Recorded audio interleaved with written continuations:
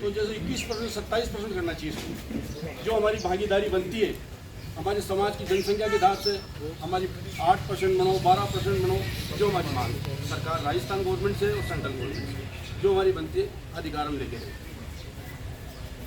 2023 को माली महासंगम का आयोजन होने जा रहा है। कार्यक्रम विद्याधर नगर स्टेडियम में आयोजित होगा और हमारी इस कार्यक्रम को लेकर जो मुख्य मांगे हैं कि कैसे समाज को मुख्य धारा से जोड़ा जाए और सामाजिक और राजनीतिक जागरूकता कैसे समाज में आए। और दोनों राजनीतिक दलों से हमारी ये मांग है कि ज़्यादा से ज़्यादा टिकट आने वाले विधानसभाओं में हमारे समाज को दिया जाए और उचित प्रतिनिधित्व दिया जाए, क्योंकि समाज के वोटों पे दोनों राजनीतिक दल अपनी रोटियां सेकते हैं और वोट ले जाते हैं। तो हमारी ये मांग है कि 4 जून को जो ये कार्यक्रम आयोजित होने जा रहा है कि समाज का कैसे उत्थान हो, सर्वांगीण विकास हो और कैसे हमारे समाज को दोनों पार्टियों में उचित प्रतिनिधित्व मिले और हमारी जो आरक्षण की मांग जो पिछले कई सालों से चलती आ रही है वो कैसे पूरी हो, इसी मांग को लेकर ये कार्यक्रम का आयोजन किया जा रहा है, जिसमें राजस्थान से सभी सैनी समाज के बंधु उपस्थित रहेंगे और कार्यक्रम को सफल बनाएंगे।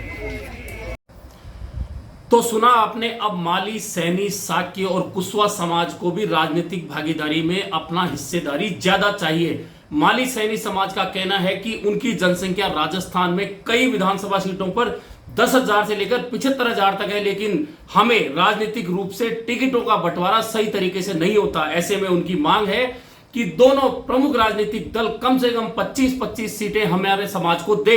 वहीं जनसंख्या के आधार पर हमें राजनीतिक सामाजिक प्रतिनिधित्व मिलना चाहिए। एक और तो माली सैनी समाज भरतपुर में हाईवे रोककर बैठा है और आरक्षण की लड़ाई लड़ रहा है। उस लड़ाई के बीच में अब माली सैनी समाज ने 4 जून को राजस्थान में जयपुर में महासंगम करने का निर्णय लिया है, जिसमें हालांकि कहा यह जा रहा है कि यह पूरी तरह से सामाजिक कार्यक्रम होगा, लेकिन इसकी शुरुआत में जिस तरह से मांग की गई है कि हमारे समाज को 25-25 विधानसभा सीटें दी जाए, ऐसे में निश्चित तौर पर अब यह लड़ाई राजनीतिक कही जाएगी।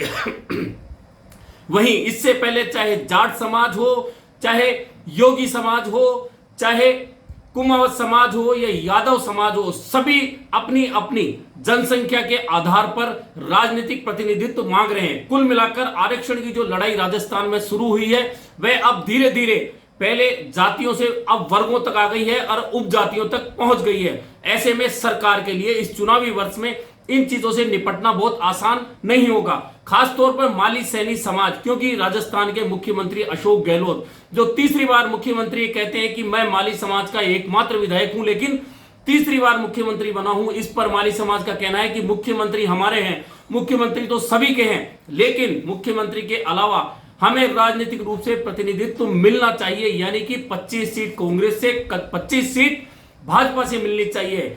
कुल मिलाकर यह एक लंबी लड़ाई है। दूसरी ओर भरतपुर में जो आंदोलन चल रहा है उसे 9 दिन हो चुके हैं और अभी उसके समाप्त होने की कोई दिशा नजर नहीं आ रही है। हालांकि सोमवार को ओबीसी कमीशन के साथ में जनप्रतिनिधियों की बात होगी, उसके बाद ही तय हो पाएगा कि आरक्षण आंदोलन खत्म होगा या फिर यह लंबा खिंच सकता है। कुल मिला के चुनावी वर्ष में अलग अलग जातियों की ओर से, अलग अलग वर्गों की ओर से जो आरक्षण की मांग उठ रही है, राजनीतिक प्रतिनिधित्व की मांग उठ रही है, उसे पूरी करना किसी भी दल के लिए आसान काम नहीं है। ऐसे में आरक्षण का यह जिन्न जैसे जैसे आगे बढ़ रहा है, जैसे जैसे निकल रहा है, वैसे वैसे प्रमुख राजनीतिक दलों के धड़कनें बढ़ती जा रही है, क्योंकि यदि प्रतिनिधित्व देते हैं तो दूसरी जातियां नाराज होती हैं और नहीं देते हैं तो वे दल नाराज होते हैं। हालांकि अब इन दलों में और राजनीतिक प्रतिनिधित्व को लेकर विभिन्न जातियों में जो खींचतान है